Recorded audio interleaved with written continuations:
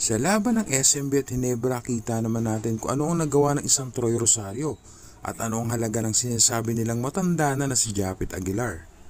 At kung magiging healthy ang team ng Hinebra sa ganitong kalakas na lineup, kaya nitong makuha ang Grand Slam. Pero syempre, mahirap ma-maintain ang team na walang mai-injury at napakalaga ni Japet dahil mapipili talaga ang Hinebra pag wala ito.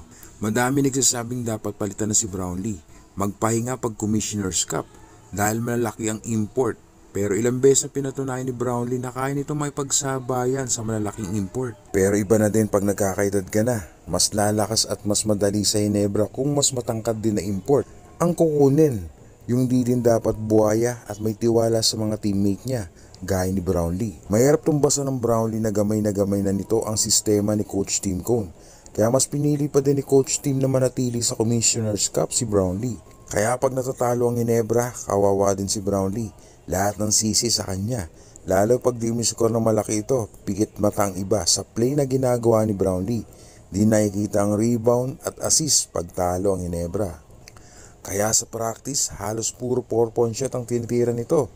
Kaya pag nasa tunay na laro na, pag napapansin nitong maalat ang mga kampi ay puro 3 at 4-point shot ang pinapakawala ni Brownlee. At pag inalat din, doon na matatambakan ang Hinebra. At dyan nasusubukan si Coach Tim Cone para gisingin ang natutulog na dugo ng Never Say Die team.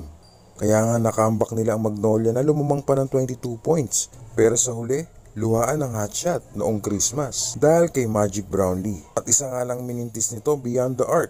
At ang magandang inilaro ni RJ Barrientos ang gumising sa mga fans na nawawala ng pag-asa.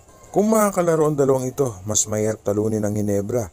Gaya nga na sinasabi ko, nakakatakot ang ganitong lineup. Pero si Japet lang mawala sa Hinebra, siguradong mapipilay agad ang team na ito. Kaya kailangan nila ng digit na isa pang sentro. At may niluluto nga na isang trade. Ayon na din sa kaibigan natin sa kampo ng Barangay Hinebra. Kaya abangan natin yan. A-update ko kayo pag nasigurado na natin sinong player dahil ayaw naman natin magasik ng fake news na ginagawa ng ibang page para sa views at pera. Doon tayo sa makatotohanan.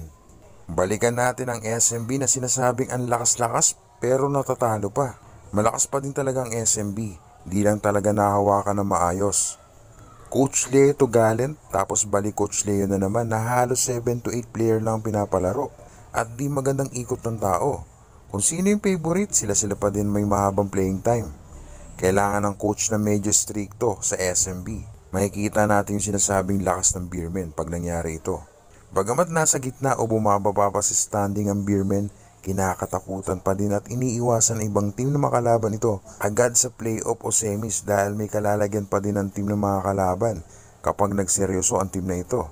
At dahil nandiyan pa din ang nag-iisang 8-time PBA MVP na si Kraken Junmar Pardo. At may trade nga palang niluluto ang SMB papuntang northbound dahil sa nangyayaring struggle sa kanilang team.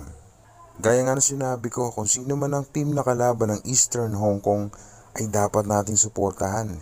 Hindi dahil ibang lahi sila, kundi tayo mga Pilipino ay nagkakasundo at pinagkakaisa laban sa mga dayuhan at ayaw nating minamaliit ang kakayahan nating mga Pilipino.